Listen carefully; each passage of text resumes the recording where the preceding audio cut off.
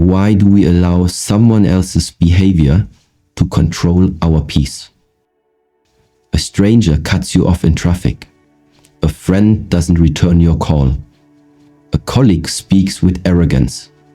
In those moments, anger rises like a flame. And yet, whose flame is it really? The Shaolin way teaches us that no one can disturb the stillness within. Today we walk the path of emotional mastery. Not by suppressing emotion, but by transforming it, by observing it. Let us begin with a simple yet powerful truth. You are not disturbed by people, you are disturbed by your reaction to them.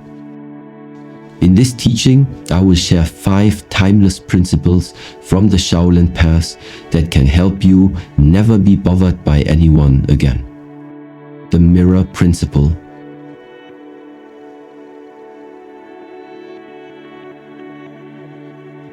They reflect, you respond. There is a saying in the East, the world is your mirror. In Shaolin philosophy, this is not just poetic, this is practical wisdom. When you encounter someone who disrespects you, who judges you, who triggers you, pause and remember this. They are only holding up a mirror. What you see in them is a reflection of something that already exists within you. Perhaps it is pride, perhaps it is insecurity. Perhaps it is an old wound from a parent, a teacher, a former friend. But the truth is, nothing outside of you can disturb you unless there is already a hook inside of you that lets it in. A Shaolin monk does not look outward to blame. He looks inward to understand. He does not ask, why did this person make me angry? He asks, why was I so easily moved to anger? This shift in perspective is the beginning of emotional mastery. It is the difference between reacting and responding. Reacting is instinct. Responding is wisdom. One is automatic, the other is deliberate. When someone insults you and you feel a fire rising within, that fire is not their doing. It is your inner fuel catching flame. They merely offered the spark. The more you train your awareness, the more you begin to see. Your emotional reactions are not caused by others, they are revealed by them. This is the mirror principle, and it teaches us one of the most powerful lessons on the path to inner stillness. Every encounter is a teacher. Every person you meet, especially the ones who irritate you, is showing you something about yourself. If someone speaks arrogantly and you feel anger, ask yourself, what is it within me that is unsettled by their ego? Do I fear being seen as less than? The mirror principle doesn't excuse the other person's behavior. It just redirects your energy from blame to awareness. Because the more aware you are, the less power others have over your state of mind. In this way, life becomes your dojo. The world becomes your training ground. Every argument, every interruption, every offense becomes an opportunity not to win but to wake up. That is why the monk smiles in the face of confrontation, not because he is amused, but because he sees the lesson. He has spent years looking inward, years polishing the mirror of his own mind until it reflects clearly without distortion. And in that clarity, he is no longer pulled by ego, no longer tossed by emotion. He stands still, not cold, but calm. Not detached, but deeply present. When someone acts rudely or speaks with disrespect, it is not a reflection of you. It is a reflection of their own inner chaos. But your reaction, that is your mirror, that is your test. When you feel a rise of heat in the chest, tension in the jaw, the urge to snap back, pause, observe, and remember, they are a mirror, but you are the master of your reflection. You decide what energy you carry forward. You decide whether to escalate or transmute. And one who can see themselves through the mirror of others holds the power to remain calm in any storm. In the beginning, it is difficult. The ego will resist. The voice in your head will say, but they were wrong, they were disrespectful. And maybe they were. But Shaolin wisdom is not about justice in the outer world. It is about clarity in the inner world. When you hold on to the need to be right, you give your peace away. But when you hold on to awareness, no one can take your center. The mirror principle invites you to use every conflict as a lens to look inward, not to condemn yourself, but to understand yourself. Because once you understand what triggers you, you no longer live at the mercy of those triggers. Think of your mind as a still pond. When someone throws a stone, the ripples only disturb the surface, but the deeper waters remain untouched. The more you observe, the more you center yourself in the depth, and from this place of inner stillness, the stone no longer defines you. You are not the stone, you are not the ripple, you are the calm beneath it all. And that calm is not passive, it is powerful. It is the kind of power that does not need to prove itself. The kind of power that knows when you see yourself clearly in every mirror, no one can distort your peace. Now that you understand the mirror, let us go deeper. Because once you see the reflection, you must learn how not to be moved by it. You must become the mountain, unmoved by the wind. This is the next step on the Shaolin path. Control the inner weather, not the outer storm. In the temple of Shaolin, one of the first lessons a disciple receives is this: you cannot stop the wind, but you can learn to stand still. It is a profound teaching cloaked in simplicity. The outer world will always be filled with wind, opinions, insults, challenges, misunderstandings. People will speak without thinking. They will act from fear, from anger, from ignorance. But your true test is not what the world throws at you. It is how still you remain inside while it does.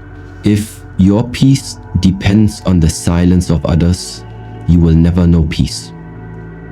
But if you can maintain silence within, even when chaos rages around you, then you are walking the Shaolin path.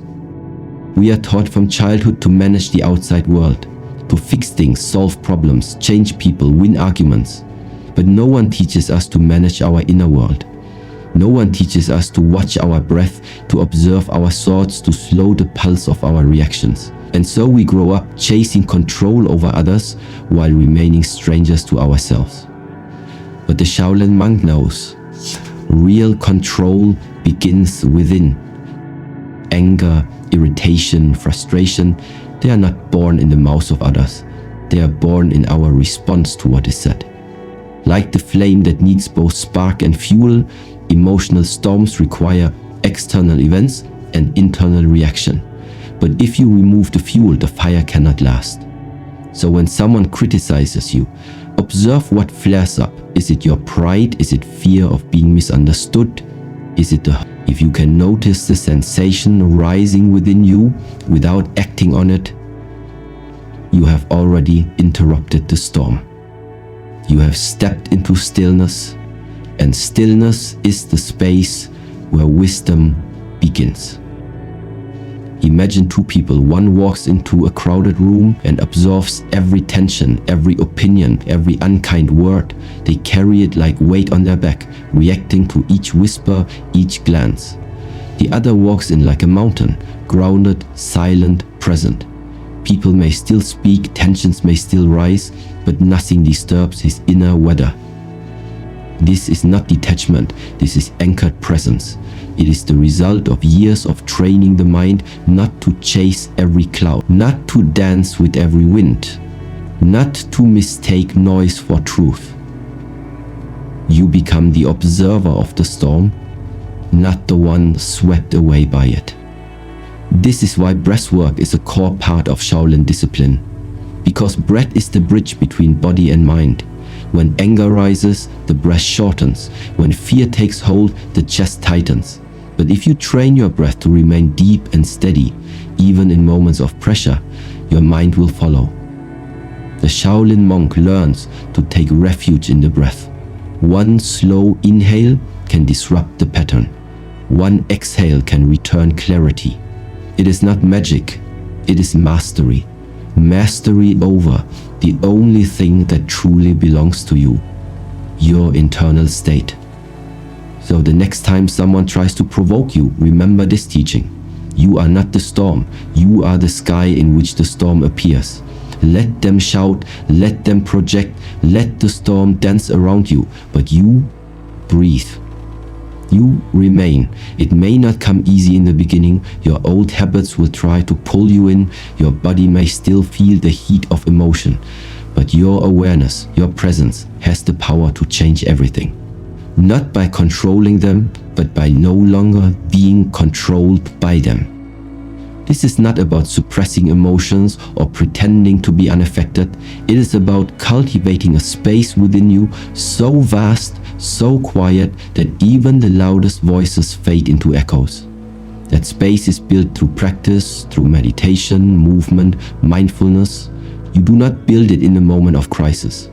You build it every morning. You choose silence over distraction. Every evening you choose reflection over reaction. You train like the monk trains, not for others but for yourself. Not to look calm, but to be calm. Because you understand that true power is not loud. It is still.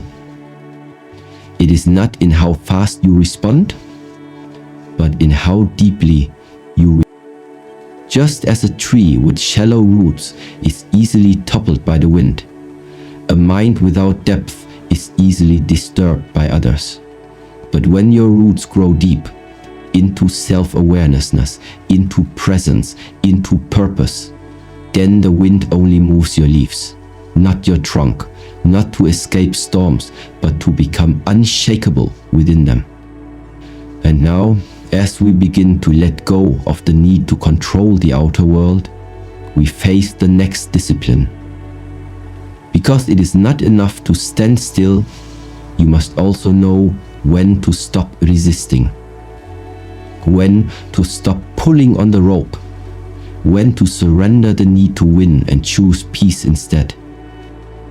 Let go of the rope, end the tug of war.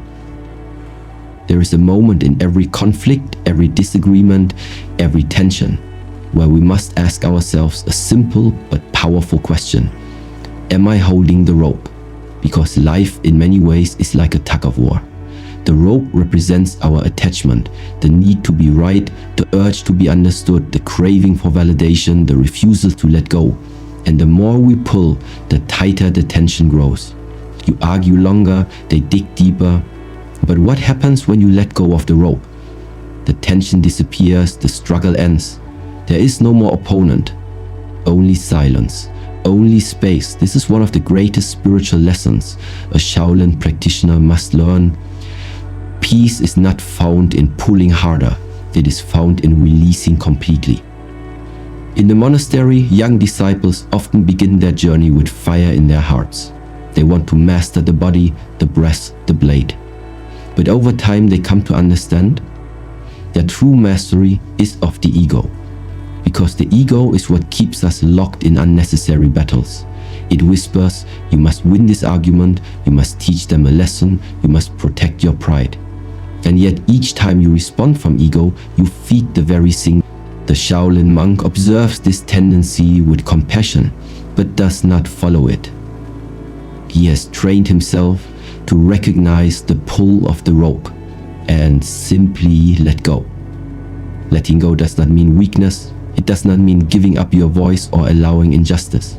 It means you are no longer bound by the emotional charge that turns dialogue into war. You stop needing to be heard, to be right, to be praised. You stop needing others to align with your view of reality in order to feel secure. This is what makes letting go so difficult for most people. But in truth, every time you let go, you win something greater than an argument. You win your stillness back. You win clarity. You win energy that would have been wasted in the fire of resistance. Imagine two people locked in an emotional battle. Words are exchanged, tempers flare, truths and untruths are hurled like stones. Each is pulling the rope with all their might. And suddenly, one of them releases it. Not with sarcasm, not with silent punishment, but with presence. With a breath. With calm. In that moment, the game ends. Because every conflict requires two participants, and when you withdraw your energy, you change the entire dynamic. The Shaolin way is not about overpowering the other. It is about dissolving the struggle before it consumes you. Of course, the ego resists this deeply. It says, if I let go, they'll think they've won. But understand, this is not about them, it never was. This is about your inner space, about reclaiming the silence they cannot reach. Letting go of the rope means you no longer outsource your peace to others. You no longer say, I will feel calm when they apologize, or I will feel okay when they understand. That is power, that is freedom. That is what it means to stop negotiating your inner state with the outer world. This lesson becomes especially clear when you observe nature. Watch the river. It never resists the rock. It flows around it. It yields, not out of weakness, but wisdom. It knows that resistance only creates turbulence, and so it flows, it adapts, it moves forward. In the same way, a Shaolin mind learns to flow around conflict, to bend when needed, to remain soft without losing strength. But the trained mind knows sometimes it takes far more strength to be gentle, to step back, to be silent, to walk away. Letting go of the rope also means releasing the past. Many people are not fighting current battles. They are carrying the weight of old ones. Someone said something years ago and they are still pulling. A betrayal from childhood, a rejection from a parent, a misunderstanding from a loved one. It lingers like a ghost in the hands. And so we hold tighter, believing that somehow our grip preserves justice. But it does not. It only keeps us locked in a prison where the key is surrender. The rope is not just in your hands, it is in your mind. And when you let it drop, you make space for peace to enter. There will be moments in life where walking away feels like losing. But remember, walking away from chaos is not defeat, it is discernment. It means you value your inner temple more than temporary victory. It means you are willing to step out of the game entirely and choose a higher path. The monk does not stop walking because the world is loud. He simply walks in a different direction. And when you begin to move this way, without the weight of resistance, something opens within you. A space where noise fades, where the heart is light, where nothing clings and nothing wounds deeply. And in that space, you begin to see people differently.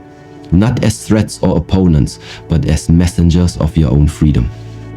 Because once the tug of war is over, what remains is not silence, it is openness. And from that openness, a new practice begins. The empty cup. Stay open, stay free. There is an old Zen proverb that says, you cannot pour tea into a cup that is already full. And yet so many of us walk through life with a mind overflowing, filled with judgments, assumptions, past experiences, tightly held beliefs, and unprocessed emotions.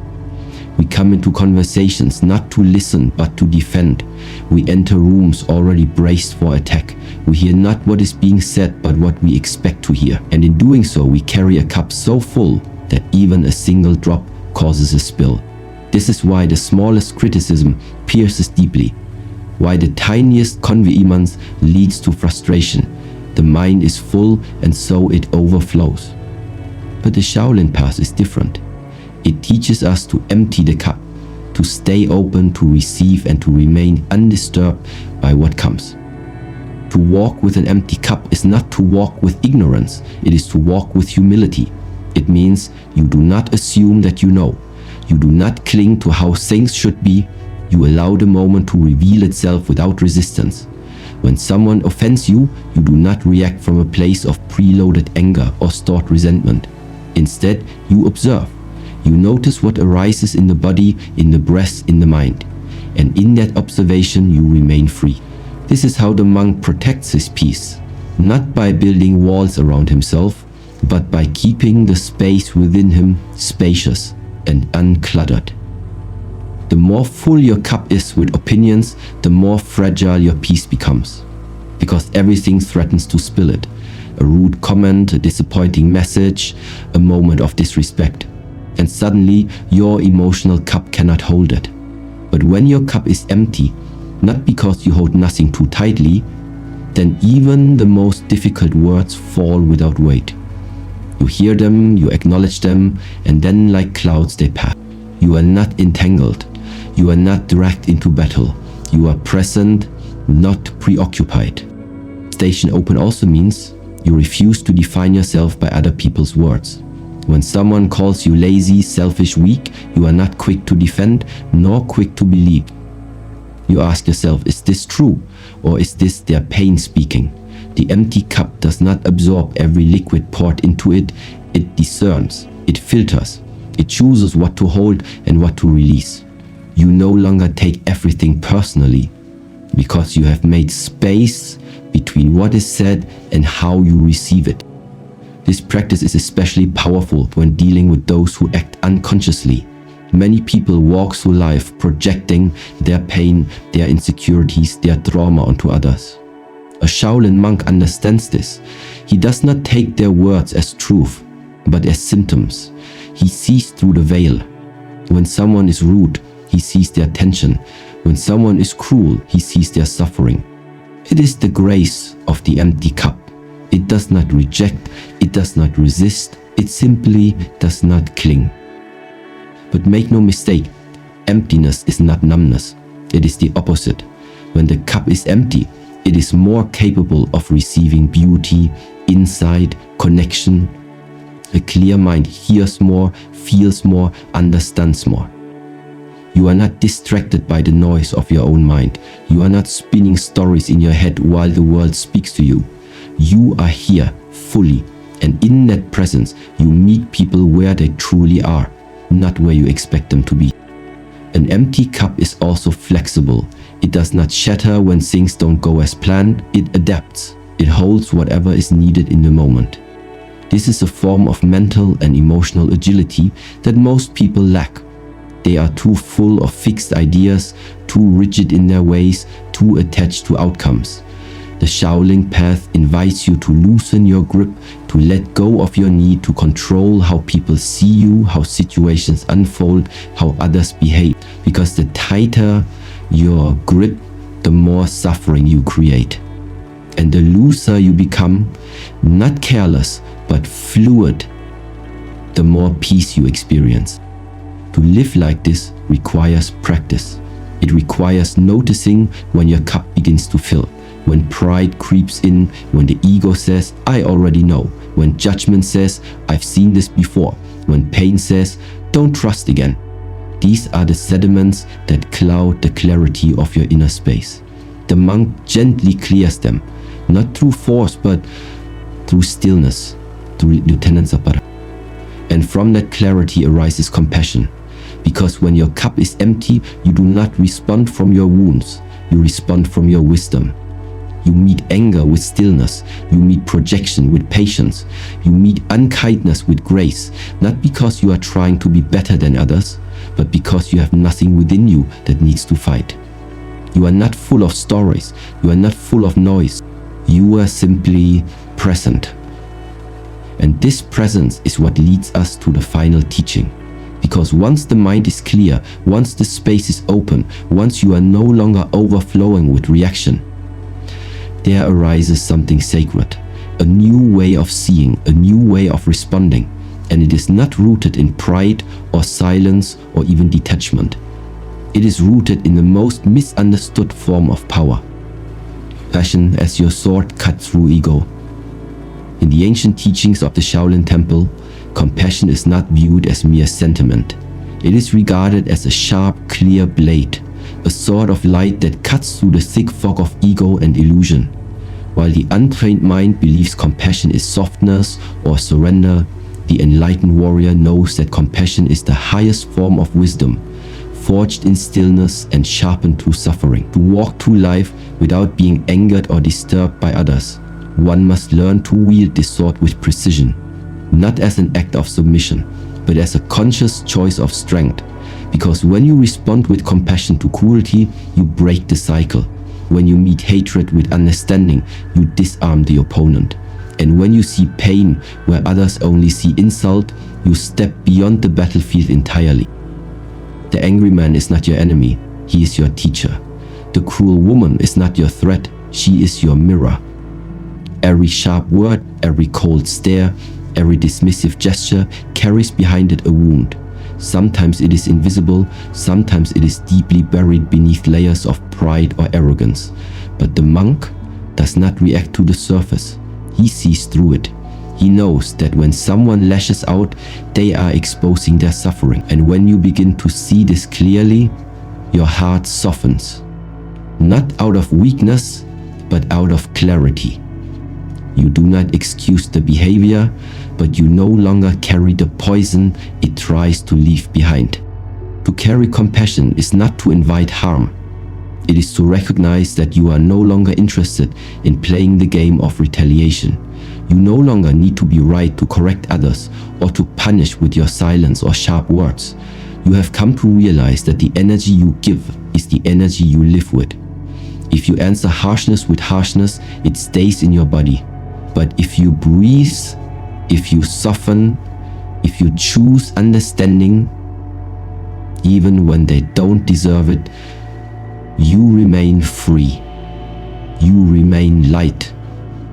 You remain untouched by their behavior.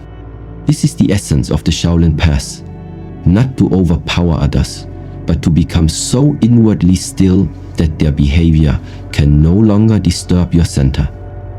Compassion becomes your shield, not the kind that blocks or deflects, but the kind that transforms the arrows into petals. You allow them to come, but they cannot pierce.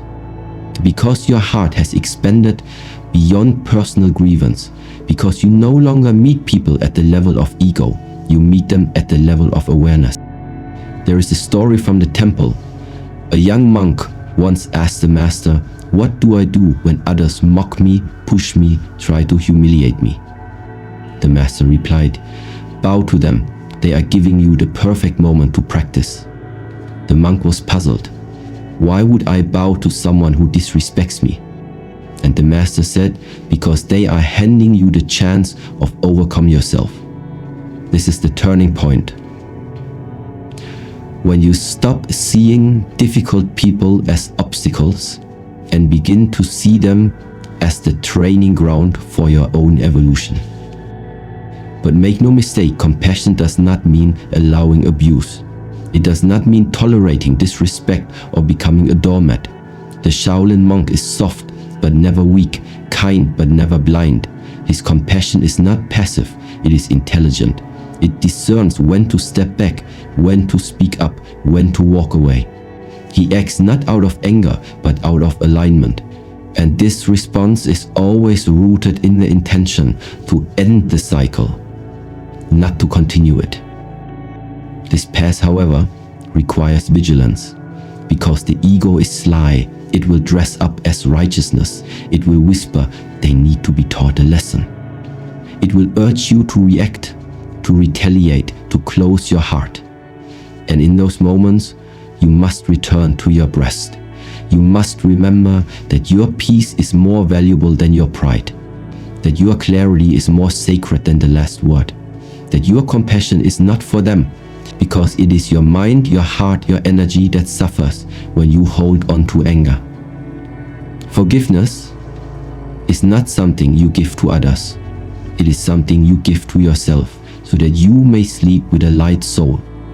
You begin to walk differently. You begin to see the world not as something to resist, but as something to observe. You respond not from pain, but from presence. And this presence becomes your gift to the world, because when people meet someone who does not flinch, who does not close their heart even when tested, they begin to remember something ancient, something sacred. They feel, even if unconsciously, that they are in the presence of someone who has stepped beyond the need to react. And this is where true power lives, not in control, not in dominance, but in compassion. So steady that it disarms the very need to control. This is how a Shaolin mind walks through the world, not as a fighter, but as a flame that does not flicker in the wind. And when you carry this kind of presence, your silence speaks, your calm speaks, your peace becomes the teaching. You become the one who no longer adds to the noise, but instead it causes the war. In a world where people are constantly shouting to be heard, where reactions fly faster than thoughts, and where peace feels like a luxury rather than a birthright, the Shaolin path reminds us of a different way. A way of stillness, clarity, and compassion. You have walked with me through 5 timeless teachings, to see others as mirrors, to master your inner weather, to let go of resistance, to remain open like an empty cup, and to wield compassion as your truest strength. Together, these teachings form a shield that no insult can penetrate, a calm that no storm can shake. At the beginning, we asked, how can we stop being disturbed by others? The answer, as you've now seen, is not in changing them, but in mastering ourselves. The more you center within, the less you are pulled without. The more you observe, the less you absorb. The more you choose awareness over reaction, presence over pride, and silence over retaliation, the more you begin to taste a different kind of power. Not the power to control others, but the power to be unmoved by them. So here is your challenge. Start today. Not by saying something, not by changing someone, but by sitting still and seeing what remains. When the world presses in, when the voices get loud, pause. Breathe and return to yourself. Let that be your temple. Let that be your training. The mind is everything. What you think, you become. To each of you watching and walking this path in your own way, thank you. Your presence here means you are seeking something higher, something quieter, something more true. May your journey inward be steady. May your cup stay open, and may peace meet you at every step. Until next time, walk gently and bow often.